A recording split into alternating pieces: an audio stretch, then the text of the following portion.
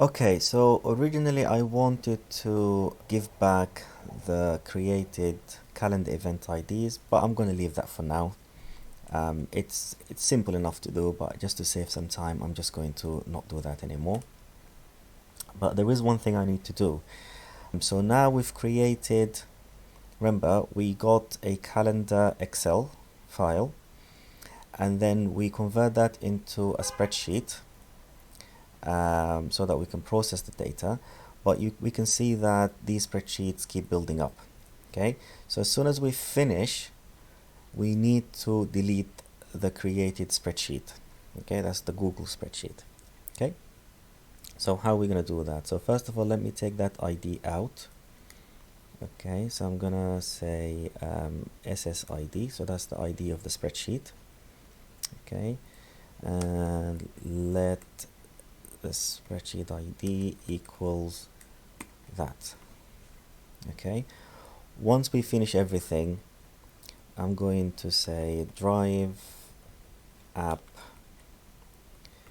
get file by ID. Okay, and it will be the SSID, and I want to delete. Is it remove?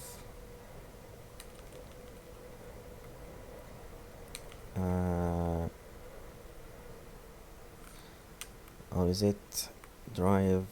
So delete, remove file. How are we going to delete this? I think. Okay, so let's use the drive file, the drive API, the advanced API. So drive dot files dot delete, no, dot remove. Yeah, so we remove, and then it will have a file ID. There we go. Okay, so let's just remove these ones by hand. Okay, and we go back, we publish this again.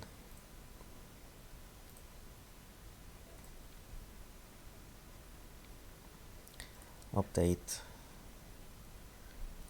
Right, and now if we say add,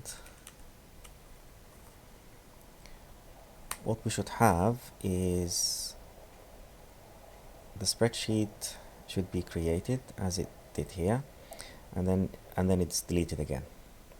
Okay, that's what we want. Just keep everything clean. Okay, so great. So in the next video, we're going to create our calendar client in our VBA code. So we will need to create this file, this input calendar file, Excel file, and then we call the service. Okay, we'll do that. We'll start doing that from the next video. If you found this video useful, please don't forget to like and please subscribe to my channel. See you in the next video.